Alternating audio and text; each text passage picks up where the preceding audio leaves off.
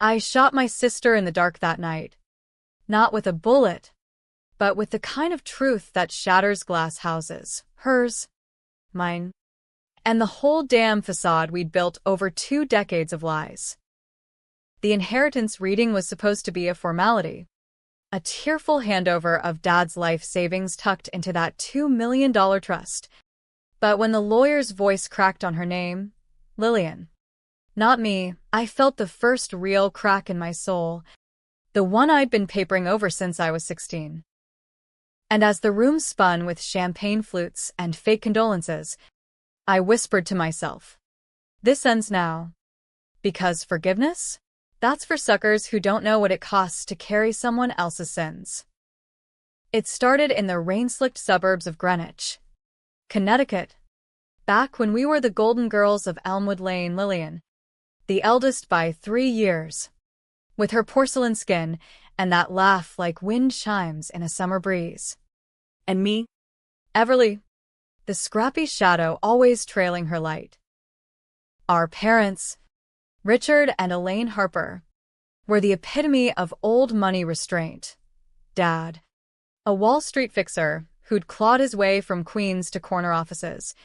Mom, a Vassar grad who lunched with senators and volunteered at animal shelters to atone for the private jets.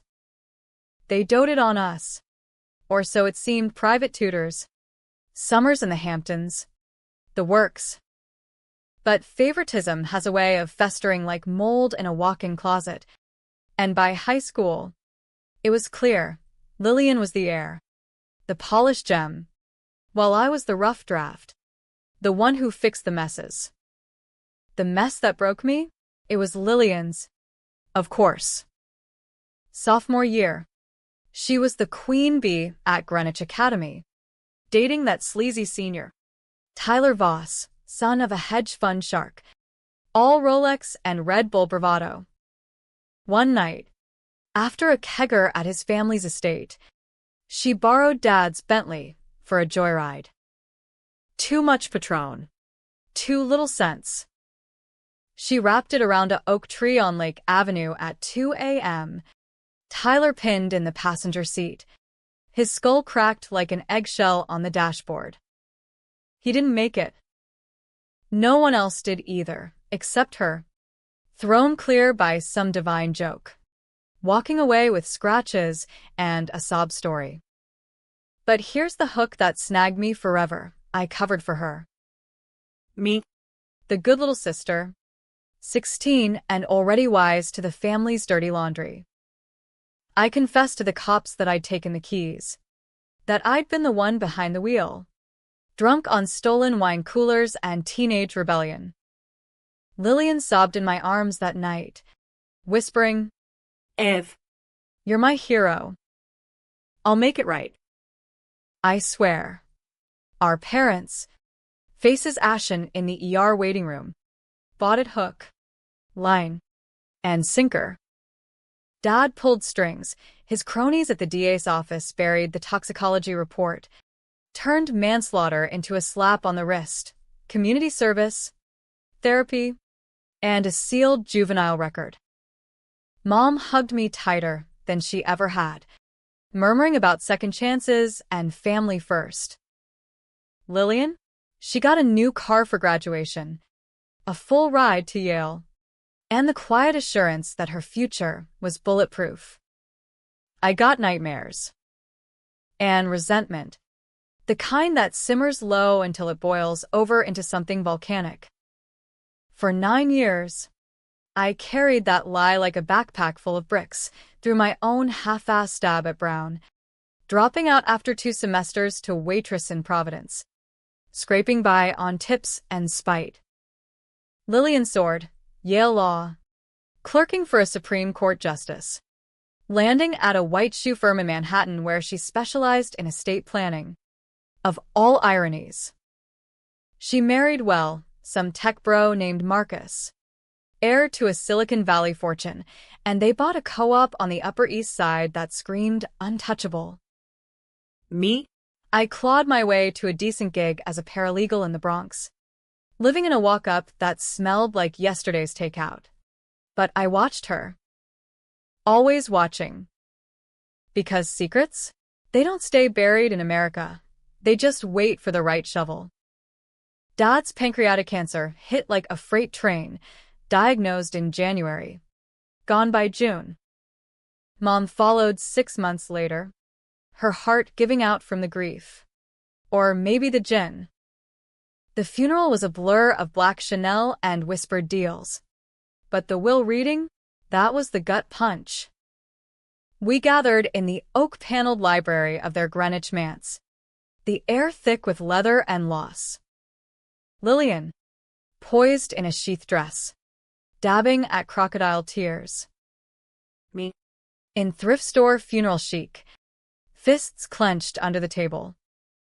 The lawyer, old Mr. Hargrove with his bow tie and bourbon breath, cleared his throat and read the codicil like it was scripture. The $2 million revocable trust, built from Dad's stock options and Mom's trust fund scraps, went entirely to Lillian. For her demonstrated maturity and contributions to the family legacy, it said. Not a dime for me. Not even a mention. I laughed. Not a polite chuckle, a bark that echoed off the bookshelves. Raw and ragged. Maturity? Is that what we're calling it now?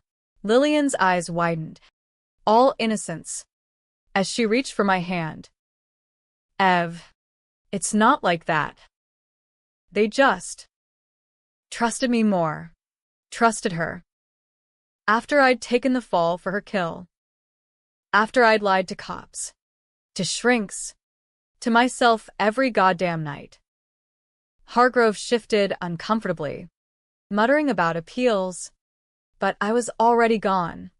Storming out into the drizzling September afternoon, the will clutched in my fist like a grenade pin. That night, in my shitty Astoria apartment, peeling wallpaper and a fridge humming like a dying bee, I uncorked a bottle of 2-buck chuck and started digging.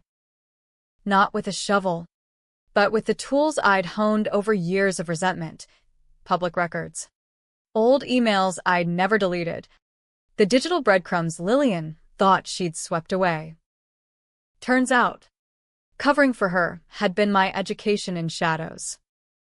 I'd learned how to access sealed files, how to trace offshore accounts, how to whisper to the right ghosts in the machine. By dawn, I had it, her secret, the one she'd buried deeper than Tyler's grave. Not just the crash, oh no. Lillian had layers, like an onion from hell. 3 years after Yale, while I was slinging lattes in Rhode Island, she'd embezzled from Dad's firm. Small at first, fiddling expense reports during her internship, but it snowballed. By the time she graduated, she'd siphoned $150,000 into a Cayman slush fund, masked as consulting fees for phantom clients. Dad never knew. He was too busy dying slowly, praising her acumen. She'd paid it back eventually, with interest from Marcus's seed money. But the trail? It was there, faint as a whisper, in the blockchain ledgers and forgotten audit logs. And the kicker? She'd framed me for a lesser scam back then, a forged check I'd signed during a family trip to Aspen, which Dad chalked up to my wild phase. Another lie I'd swallowed. Because blood is thicker than justice. Right? Wrong. By noon, I had a plan. Not some cartoon revenge with pitchforks and thunder, no. This was American as apple pie and arsenic, calculated, cold, and coded in legalese. Step 1. Infiltrate. I dusted off my paralegal creds, applied to her firm under a ghost name, Elena Voss, a nod to the boy she'd killed, and got the interview because, irony of ironies, she was short-staffed after merger. Step 2. Document. Every memo, every coffee run, every late-night whisper about her untouchable clients. Step 3. Detonate. But not yet. Revenge isn't a sprint, It's a marathon through the ninth circle. And I was just lacing on my Nikes. Lillian welcomed me with open arms that first week. All sisterly hugs in the glass elevator to the 47th floor. Ev, What a surprise. You'll love it here. It's like family, but with better pay. Her office overlooked Central Park. Walls lined with law reviews and that framed photo of us as kids, arms linked on a yacht. I smiled, the kind that doesn't reach your eyes, and settled into my cubicle, already mirroring her calendar, syncing her drives with a ghost app I'd coded in my off hours. yeah. I taught myself Python during those sleepless nights. Spite's a hell of a motivator. The tension built slow, like humidity before a storm. She'd drop hints about the trust. Mom and Dad knew I'd steward it right. For all of us, while I nodded, filing away her casual cruelties, the way she'd forget my birthday, or badmouth me to Marcus over speakerphone, calling me the family charity case. But I played the penitent, the reform screw-up, earning her trust one fabricated vulnerability at a time. I get it now. Lil, I'd say over after-work drinks at the Polo Bar. You carried the weight after. You know. Her eyes would soften. Just a flicker. Before the mask snapped back. Then came the first flip. 2 months in, a client file crossed my desk. Old man Whitaker. A steel magnate with a $50 million estate and a penchant for off-book deals. Lillian was handling the revisions, but she'd slipped a clause that funneled 20% into an anonymous LLC. Her LLC, I discovered, cross-referenced with those Cayman ghosts. Embezzlement. Round 2. This time, bigger. I could have blown it open right there, anonymous tip to the SEC. Watch her ivory tower crumble. But no. I buried it deeper, amending the file myself, routing the funds to a decoy account I'd set up under my name. Elena Vos. Remember? The frame job. Reversed. She noticed. Of course. Late November. Rain lashing the windows like accusations. She cornered me in the copy room. Everly, what's this on Whitaker? Your initials on the revisions? Her voice was silk over steel, eyes narrowing like a cat scenting milk. I feigned confusion, heart pounding against my ribs. Must be a glitch. Lil. I'll fix it. But she didn't let go, her manicured nails digging into my arm. You're not pulling something, are you? After everything I've done for you? The gall. I pulled away, tasting bile. And that night, alone in my apartment, I added fuel to the fire, forged emails from her account to Whitaker, suggesting she push the shady clause. Tit for tat. Christmas came like a bad sequel, family dinner at her place. Marcus carving turkey with a grin that said, I know more than I let on. Lillian played hostess supreme, toasting the trust as our shared legacy, while slipping me a check for $5,000 under the table. Like hush money. For your fresh start, Ev. I pocketed it, smiling through the eggnog. But inside, I was mapping the endgame. The firm holiday party was my window, boozy execs, dim lights, and Hargrove, 3 scotches deep, cornered by the mistletoe. I fed him the line like bait on a hook, casual. Over canapes, Mr. Hargrove. You remember the old Aspen incident? Ever wonder if there was more to it? His bow tie bobbed as he leaned in, breath like aged oak. By dessert, I'd planted the seed, whispers of Lillian's irregularities at the firm, tied neatly to Dad's trust. No proof yet, just enough to make him itch. He promised discretion, But I saw the wheels turning. Old lawyers love a redemption arc, especially when it involves screwing over the golden child. January thawed the city into slush, and with it came the cracks in Lillian's armor. Marcus started traveling more, some startup pivot in Austin, or so he claimed, and she'd call me late, voice slurred on Rose, venting about the pressure. Ev. It's like carrying the whole world. The trust. The firm. I did it for us. You know. I'd murmur sympathies. All while hacking her phone backups. Nothing fancy. Just a phishing link disguised as a spa voucher. That's when I hit the motherlode, text to a burner number. Cryptic as sin. Phase 2 ready. Voss legacy secured. Voss. Tyler's name. Like a ghost she'd never exorcised.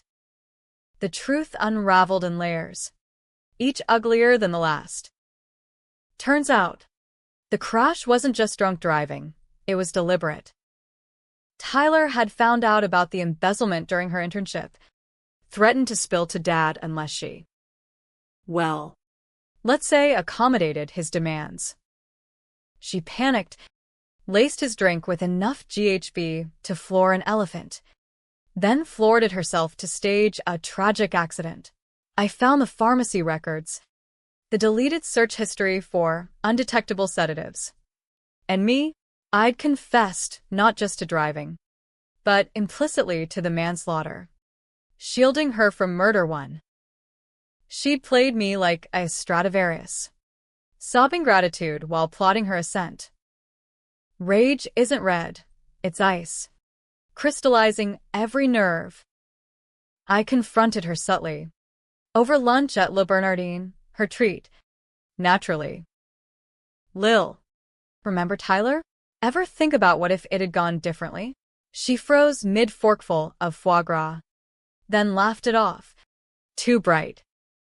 Ancient history. Ev. Why dredge it up? But her eyes darted. And that night, she changed her locks. Paranoid? Good. I escalated, leaked the Whitaker docs to an internal auditor. Anonymized, with her digital fingerprints glowing like neon.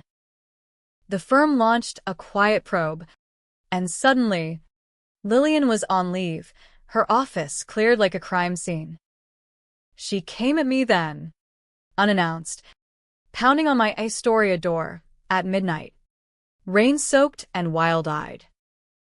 "What the hell did you do?" she hissed, shoving past me into the dim living room. I didn't flinch, just poured us both whiskey neat, like Dad used to. Me? I'm just the messenger. Sis. Turns out, legacies have receipts. She paced, a caged tiger in Lululemon, spilling it all in a torrent. The crash, the drugs, the endless cover-ups. I had to. Ev. He was going to ruin us. And you. You understood. You always have. Understood? I'd been her scapegoat, her human shield, while she built an empire on borrowed bones. But here's where it twists, where the controversy creeps in like fog off the East River, as she railed, tears carving black mascara rivers. I felt it, a sliver of pity, sharp as a stiletto. She'd been 17. Terrified. Raised in the same viper pit of expectations that chewed me up. Was I any better? My plan wasn't clean. I'd mirrored her sins, forging trails that could land me in Sing Sing if they unraveled. We were Harper's sins of the father, multiplied. She collapsed onto my thrift store couch, clutching my hand. Help me fix this. Like before. Please. Ev. Family. I almost did. God help me. I almost burned the drives. Called off Hargrove. Let her slink back to her penthouse perch. But then she flipped again, cold as a winter gale. Or maybe, she murmured, eyes hardening. I tell them the truth about Aspen. About you driving that night. Juvenile record or not, it'd tank your career. And the trust? Gone for both of us. Blackmail. Served with a sister's smile. That was the moment the ice shattered. I saw her for what she was, not monster, but mirror. And mirrors? You don't forgive them, you shatter them. The probe heated up fast, SEC whispers. Hargrove's concerned calls to the board. Lillian lawyered up, her own firm turning on her like rats from a sinking yacht. Marcus failed, filing for divorce via email from Austin, citing irreconcilable trust issues. Poetic. She holed up in the Greenwich house, our childhood prison, calling me daily, pleading 1 hour, threatening the next. You're destroying everything. Ev. For what? Spite. I'd hang up, then trace her calls, building the final dossier. Crash forensics I'd bribed a PI for. Proving the GHB spike, embezzlement ledgers cross-linked to the trust docs, showing she'd already funneled $500,000 into her escape pod, a villa in Tuscany. Deeds in a shell corp. By March, the city was a pressure cooker, cherry blossoms mocking the decay. I met Hargrove in a midtown diner, the kind with vinyl booths and coffee like motor oil. Miss Harper, he said, sliding a folder across the trust revocation papers, prepped for my signature. Your parents intended equity. But she manipulated. I signed, not with triumph, but a hollow ache. The $2 million would revert to me, split per the original will, half to charities Dad favored, half to me. Justice? Or just another ledger entry? But Lillian wasn't done flipping. She surfaced at my office, unhinged, hair askew, clutching a manila envelope. You think you've won? look. Inside, photos. Grainy but damning. Me? At 16. Buying the GHB from a sketchy dealer in Bridgeport, I'd sourced it. At her tearful behest. Just to calm Tyler down. Complicity. She'd held onto that ace for a decade. Waiting. We did this together. Ev. Push me, and we both burn. The diner confrontation replayed in my head, her on the couch. Vulnerable. Then venomous. No sides anymore, just two wolves circling the same kill. I took the photos. Burned them in my sink that night, the acrid smoke curling like accusations. But the damage? It lingered. Was I the avenger or the architect of my own pyre? The probe went public in April, headlines screaming, Yale law star in embezzlement scandal, and Lillian cracked wide. She didn't fight, she confessed. Tearful presser blaming stress and family pressures, hinting at my instability without naming names. The trust froze. Hargrove scrambling. And suddenly, the city was picking teams, her sorority sisters decrying sibling sabotage, my old brown prof emailing support, calling it brave reckoning. Me? I walked the High Line at dawn, the Hudson churning below, like my gut. Weighing the final play. Detonate fully, release the crash files. Watch her face murder charges. Claim the trust clean, or pull back. Let karma's half measure suffice. Preserve the blood tie frayed but intact. The wind whipped my coat, carrying echoes of Mom's voice, family first. But Dad's ghost laughed. Winners write the will. April showers turned to May monsoons. The kind that flood subways and drown secrets. Lillian's confession bought her a plea, 2 years probation, $1 million restitution, disbarment with a side of therapy. The trust? It splintered, half to me, half seized for victims. Hargrove muttering about poetic equities. She vanished into rehab upstate, some holistic hellhole with yoga and group hugs, sending me postcards scrawled with forgive in loopy script. I didn't reply. Forgiveness is a luxury good, and I'd bankrupted mine years ago. But the real storm brewed inside. Those photos she'd waved like a white flag, they weren't just leverage, they were truth. I'd bought the GHB, handed it over in the Bentley's glove box, her eyes pleading for us. Ev. Complicit? Hell. I'd been co-pilot in her crime, steering the lie that killed Tyler as surely as the tree did. The papers painted me the wronged sister, the whistleblower saint. But late nights, staring at my reflection in the microwave door, I saw the flip, predator in penitent's clothing. My plan just embezzlement with a vengeance chaser. Who was the villain here? Her. With her calculated crashes? Or me? With my digital daggers? The twist hit like vertigo on the 47th floor. June. Firm merger complete. I was promoted, junior associate. My own office with a park view. Lillian's old view. Swapped like a hot potato. Colleagues clapped me on the back, whispering you earned this. But the email came at 3 a.m., anonymous sender. Subject Voss Legacy. Attached, a video. Shaky cam from Tyler's phone. Time-stamped that fatal night. Her laughing as she slipped the pill into his beer. Sure. It'll be fun. Then me. In the background. Nodding. Yeah. Chill him out. I'd forgotten my own complicity. Buried it under layers of her sins. But there it was. Pixelated proof. We tag-teamed the murder. Two Harper girls trading futures for a clean slate. Panic clawed my throat. Leak this. And I'm accessories after the fact. Probation for her becomes bars for us both. Suppress it? I'm her mirror again. Perpetuating the cycle. I pace my new office. Rain hammering the glass like a jury's gavel. Dialing Hargrove at dawn. Pull the trust disbursement, I croaked. Give it all to Tyler's family. And the crash files, release them. Full truth.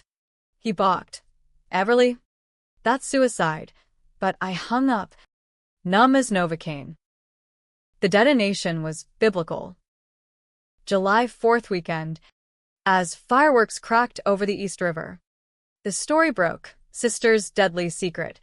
Greenwich crash was murder. Covered by family ties. Front page of the Post. CNN panels dissecting the toxic trust that birthed monsters. Tyler's parents. Gray-haired ghosts I'd never met. Wept on camera, gratitude laced with rage. Lillian? She didn't flee to Tuscany. She turned state's evidence. Trading her villa deeds for immunity. Painting me as the mastermind. Ev planned it all. Even then. She hated sharing the spotlight. Flip number infinity, her survival instinct sharper than ever. Reporters swarmed my walk-up, but I was gone. Holed up in a Jersey motel with a burner phone and bad coffee. The trust? Vaporized in settlements. Every cent to Voss charities. My job? Suspended pending investigation. Charges loomed, obstruction. Conspiracy, but in the quiet hours, staring at the video on loop, I felt free or fractured. The city that birthed our betrayals now judged us equals. Twitter ablaze with Harper sisters, half pillorying me as the vengeful snake, half canonizing Lillian as the reformed victim. Who started it? Who finished it? Does blood excuse blood? She reached out one last time. From a halfway house in Syracuse, voicemail. Voice cracked but clear. Ev. We could have shared it. The money. The lies. But you chose war. Chose? As if I'd scripted the crash. The cover. The endless erasures. I didn't call back. Instead, I drove to Lake Avenue at midnight. The oak trees still sentinel over the median. Scarred but standing. I parked the rental, some anonymous Civic, and sat. Engine idling. Ghosts crowding the dash. Tyler's laugh. Faint as static. Mom's hug in the ER. Dad's will. Unread in my mind. To my daughters. Equally. If they learn to forgive. Forgiveness? Nah. But understanding? That slithered in. Cold and controversial. We'd both been pawns in the Harper game. Win at all costs. Bury the bodies. My plan hadn't avenged. It had illuminated. Forcing the mirror we'd dodged for decades. Cops found me at dawn. Cooperative. Cuffs clicking like punctuation. As they read my rights, I glanced back at the tree, whispering to no one. Your turn to carry it. Lil. Court was a circus, Manhattan Federal. Judge with a Brooklyn accent cutting through the spectacle. Lillian testified first, poised in a navy suit, spinning our shared sins into her solo redemption arc. Everly pushed me into it, she said, eyes downcast. The crash. The firm. She envied my light. Jurors leaned in. Some nodding. America loves a villainess with a backstory. My turn? I owned it all, the GHB buy. The confession lie. The digital revenge. She started the fire, I told them, voice steady as the Hudson. But I poured the gasoline. No heroes here, just sisters, stuck in the blaze. The plea? Manslaughter for both. 5 years upstate, concurrent, because judges hate family dramas without catharsis. She got weekends with her ghosts. I got the library card. Restocking true crime for inmates who'd nod knowingly. Letters came, hers first. Contrite. We were always one. Ev. Split the sentence?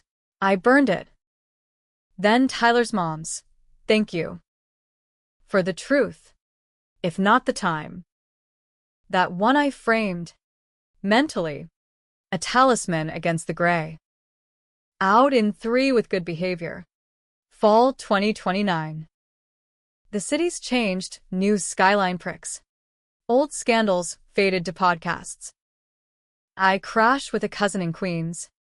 Bartend nights at a dive called The Last Trust. Lillian? Word is Tuscany after all. Waitressing for expats. Her law dreams dust. We don't speak.